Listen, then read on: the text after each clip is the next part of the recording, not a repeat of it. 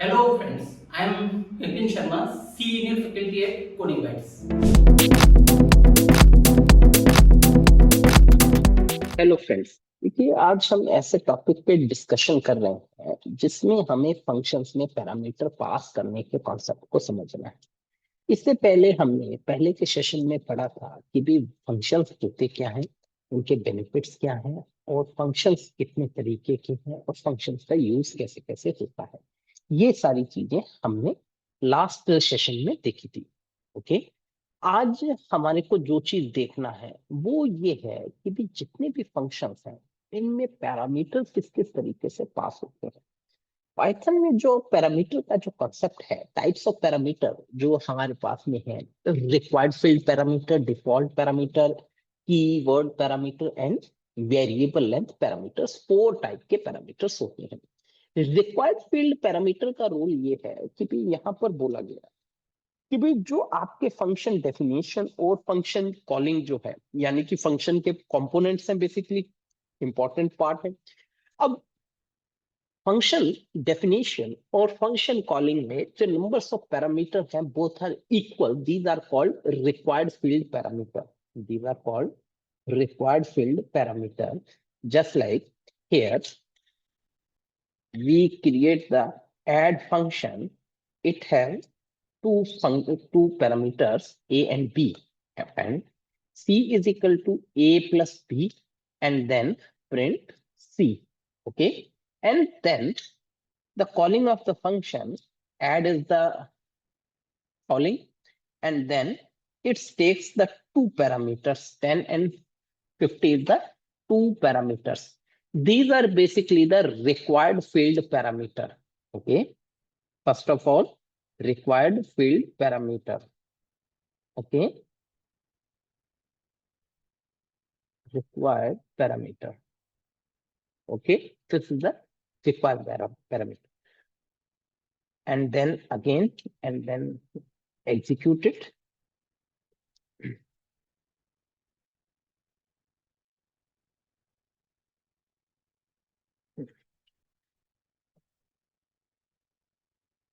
Function parameter. Okay. This one. Here it is, the answer is 60. Okay. Another part is, suppose that we add the single parameter in the calling, then it will gives an error here. Okay. तो यहां पर ये एक error आपको दे देगा। अब second thing ये है, यहाँ पर यदि मैं आपसे अब कहूँ कि भी रिक्वायर्ड पैरामीटर्स में आपके पास में डेफिनेशन और कॉलिंग में नंबर्स ऑफ पैरामीटर इक्वल होने चाहिए, तभी वो प्रोसेस करेगा। सेकंड कॉन्सेप्ट में कहता है डिफॉल्ट पैरामीटर। ओके।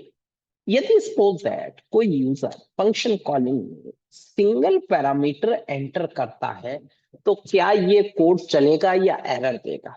तो ये यहाँ पे एरर देगा, क्योंकि अभी तक वो रिक्वायर्ड फील्ड ही मान करके चल रहा है। ठीक है। अब ऐसी सिचुएशन जिसमें फंक्शन, जब आप सिंगल पैरामीटर देते हो तो आप चाहते हो ये भी चले, तो हम अब क्या चीज करेंगे फंक्शन डेफिनेशन में कि भी आपको एक पैरामीटर का वैल्यू 0 असाइन कर दिया, b is equal to 0। Okay. If you enter the two parameter in the function calling, then the b holds the 60 value. Otherwise, you enter the single parameter on the in the function calling, then it will take b is equal to 0, वो 0 consider करेगा। Okay. तो suppose that here this is the default parameter। okay, now here अब यहां पे गए तो क्या हुआ, एक आंसर आया 70 और एक आया 50 आंसर। जब भी आपने टू पैरामीटर्स एंटर किया तो ए को तो वैल्यू मिला 10 और बी को मिल गया 60। अब बी को 0 उसी केस में मिलेगा जब आप सिंगल पैरामीटर पास करेंगे, उसी केस में बी का वैल्यू आपका 0 कंसीडर किया जाएगा, अदरवाइज नहीं होगा। ठीक है। अब यहां पर सपोज दैट किसी यूजर ने ऐड डायरेक्ट मेंशन किया कॉलिंग में, तो अब वो यहां पर फिर एरर देगा क्योंकि अब आप ए को भी जीरो मेंशन कर दीजिए। जब कोई पैरामीटर नहीं होगा तब वो ए का वैल्यू भी जीरो, बी का वैल्यू भी जीरो। जब सिंगल पैरामीटर लेंगे तो ए का वैल्यू 50, बी का वैल्यू जीरो। और जब थर्ड पैरामीटर लेंगे कि भी ए का वैल्यू 10 एंड बी का वैल्यू 60, तब वो ए और बी का सेम वैल्यू कंसीडर करेगा। तो फर्स्ट टाइम कॉलिंग जब हुई तो आंसर आया 70 आपका। Okay, this one 70। Second time जब कॉलिंग किया तो आपका आंसर क्या आया? आपका आंसर आया 50। और थर्ड टाइम जब एग्जीक्यूशन किया तो क्या आंसर आया? 0। ठीक है, तो ये हमारे पास में ये आंसर है। अब नेक्स्ट आता है यहीं पर ही डिफॉल्ट पैरामीटर की बजाय कीवर्ड पैरामीटर। इट मींस आपके पास में ए और बी दो पैरामीटर्स हैं। ओके, अब दोनों का सीक्वेंस जो फर्स्ट कॉलिंग में जो फर्स्ट पैरामीटर होता है वो ए को मिलेगा, क्योंकि फर्स्ट फर्स्ट को ही मिलेगा। ठीक, अब मैं यहां पर कहता हूं कि भी अब आपने जो है फंक्शन कॉलिंग जो है, यहां पर आप खुद डिसाइड कर सकते हैं ए और बी के वैल्यू को। सपोज दैट मैंने लिखा B is equal to 50, okay, and A is equal to 30। Okay, तो आपने फंक्शन कॉलिंग में पैरामीटर्स की वैल्यू असाइन कर दी जो आपके फंक्शन डेफिनेशन में दिए हुए हैं पैरामीटर। अब इनमें सीक्वेंस मैटर नहीं करेगा कि भी जो फर्स्ट वाला है वो फर्स्ट को ही मिलेगा, क्योंकि आपने स्पेसिफाई कर दिया ए इज इक्वल टू 30। तो ए जो वैल्यू है वो आपके 30 को ही मिलेगी। ओके, तो these kind of concepts is called keyword parameter. Okay, this is basically the keyword parameter. Okay, this is the part of this field. Okay, अब नेक्स्ट आता है अपने पास में वेरिएबल लेंथ पैरामीटर। अब इसका रोल क्या होता है?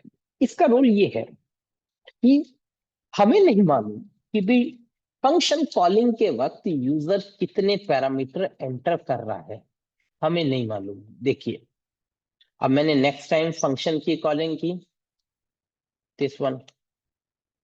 अब नंबर्स ऑफ पैरामीटर्स अलग है।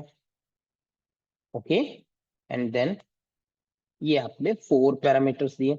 हर बार आपका फंक्शन जितनी बार भी कॉल हुआ आपके नंबर्स ऑफ पैरामीटर्स अलग अलग हैं।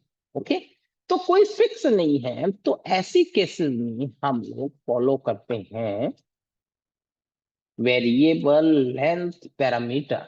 इट मींस हमें यहां मेंशन करना होता है star N. Star N it means this is our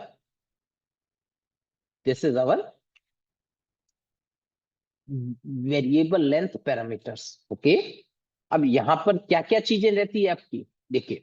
अब जो ये जो वैल्यू रिटर्न करता है, यहां यदि हम टाइप एन लगाएं और बाकी सबको मैं अब अभी के लिए कमेंट कर रहा हूं, सिर्फ हम इनमें से एक ही कोड को प्रोसेस करेंगे, बाकियों को फिलहाल के लिए कमेंट कर रहा हूं। तो वो हम डेटा टाइप जानना चाह रहे हैं। डेटा टाइप क्या है?